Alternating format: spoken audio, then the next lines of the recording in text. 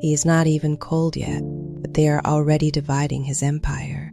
I stand by the casket looking at my father, and I cannot understand how this is possible.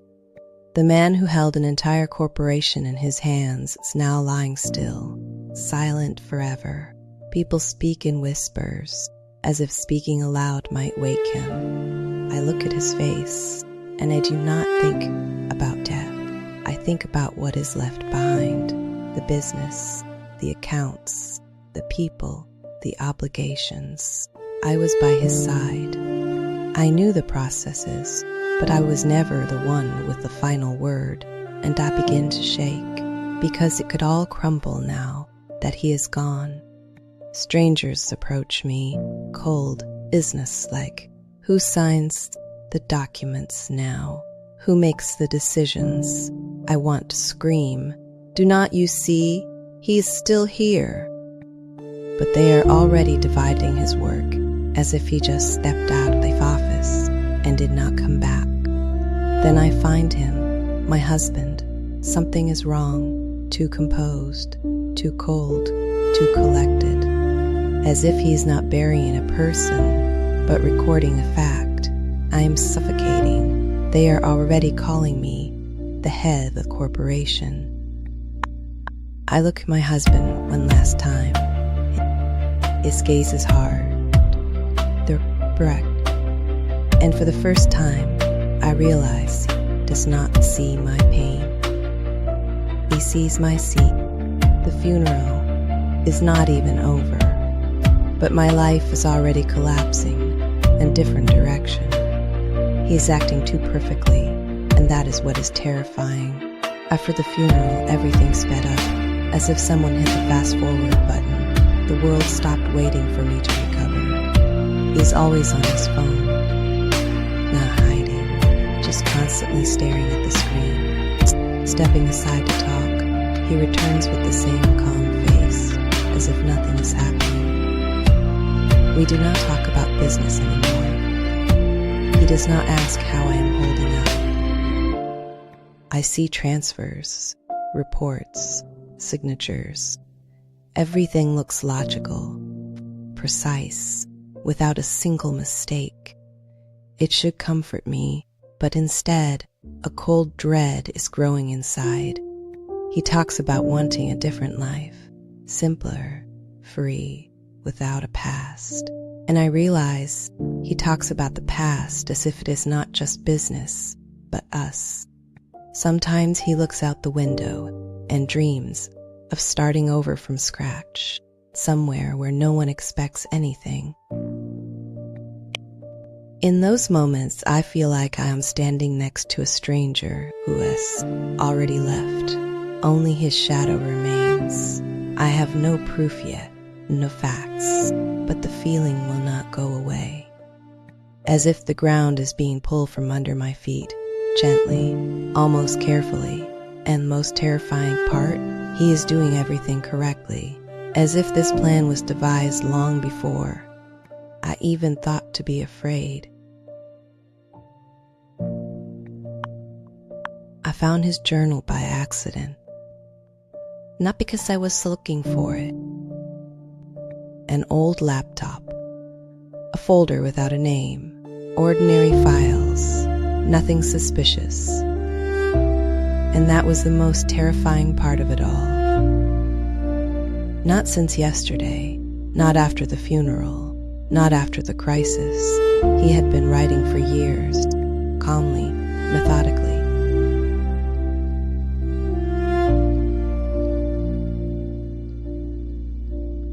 Tired of this family, of this business, of this house, tired of everyone's expectations and the role that was thrust upon him, a role he never chose for himself.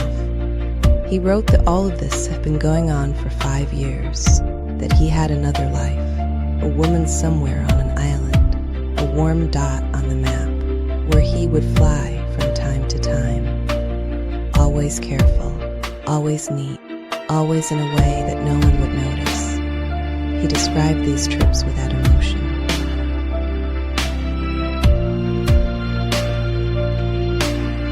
Like a rehearsal for his future escape. big money, the money from my father's business, which he considered payment for years of his patience. I did not cry. I did not scream. I did not hurl the laptop against the wall. I just sat there and I read. I read it 3 times until the meaning of everything he had written finally sank in, slowly, thoroughly, severing every single word of its hatred, as if he were waiting for the moment when he could finally take it all and leave. And at that moment, something inside me finally clicked into place, because I realized this was not a flare-up, not a weakness, not a betrayal driven by emotion.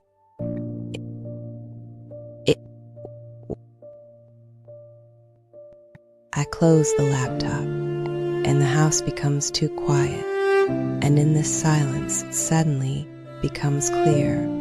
If I do not let this out right now, I will simply explode. I walk through the living room. I grab the first vase I find and hurl it against the wall. The glass shatters across the floor with a sharp sound, and I feel better, if only for a second. I grab the photo frames, our trips, smiles, faces that now seem like strangers, and I throw them one after another, without aiming, without stopping, as if I am trying to erase the evidence that any of this was ever real. Papers fly off the desk, reports, contracts, my father's letters, everything in a mess.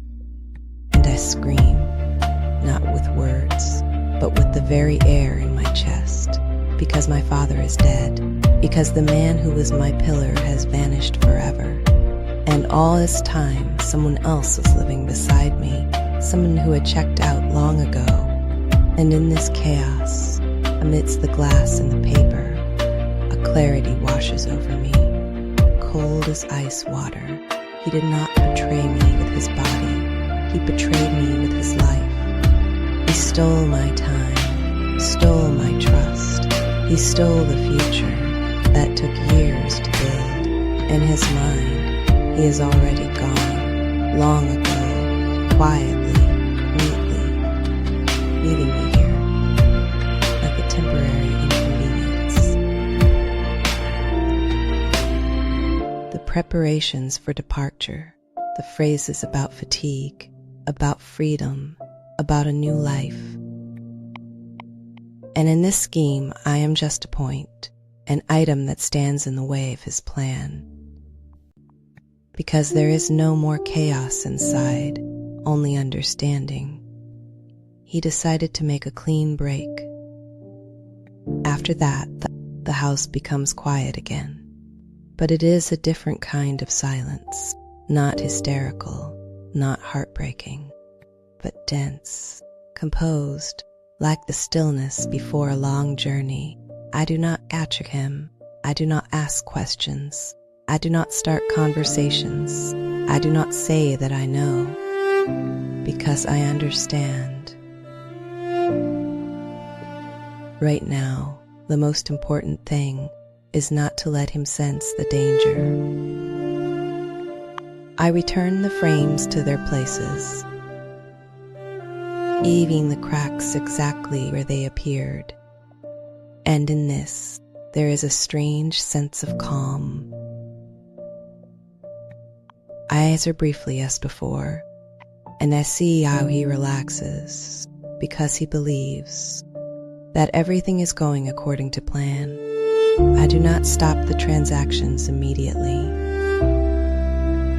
I do not raise the alarm. I do not change the passwords, because my father always said, I sit at the table, and for the first time, I am truly thinking, not as a wife, not as a daughter in mourning, but as a person who has been handed the responsibility. I remember my father, his voice, his way of speaking, his patience. He never made sudden moves. He never broke a process halfway through. He looked at the bigger picture. I replay in my head everything he has already done, everything he is about to do, and everything he thinks I will not see.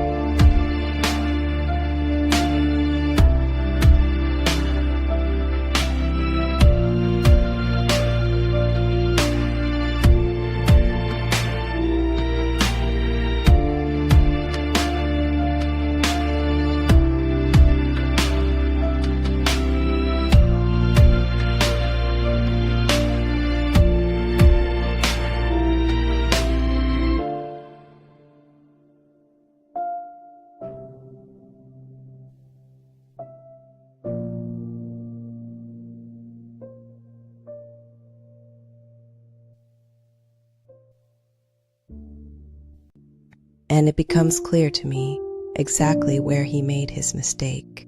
He is certain that he controls the situation, that I am weak, that I am consumed by pain, that I do not care about numbers and documents, and that makes him vulnerable.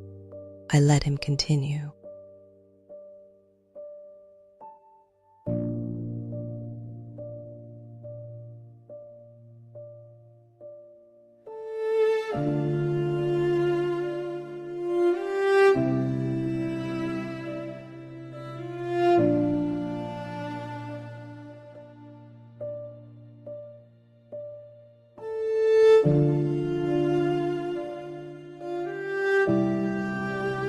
Because sometimes the best way to stop a person is to let them take one more step. And in this silence, without a scream, without tears, without explanations, I make a decision that can no longer be undone. I begin to act quietly, without any sudden moves, without making phone calls in his presence, without any unnecessary steps. Because in this game, the winner is not the one who screams first, but one who can maintain silence the longest. I open the documents that used to be nothing more than background noise to me, the bylaws, ownership structures, signatures, powers of attorney.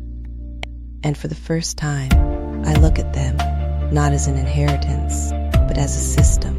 My father always said, business is not about money, it is about structure. If you control the structure, the money will never wander too far away. I break it all down, layer by layer, step by step. I change the access protocols. I tighten control exactly where he is used to acting automatically. He is certain that everything is going according to plan, that the transfers are nearly complete, that only a little bit remains. And he's already picking out plane tickets, looking at places where he wants to live. He talks about the future as if I am simply not included in it. I listen and I nod, because his blind confidence is my most powerful ally. He thinks the money is almost in his pocket, that he just needs to formally close a few final stages, and he can vanish beautifully, without a sound, without consequences. Meanwhile, I am documenting every single move he makes, without interfering, without stopping the process.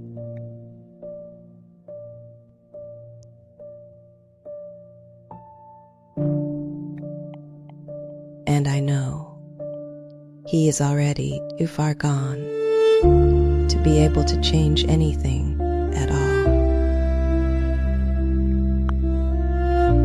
I am telling this right now, not to him, but to you.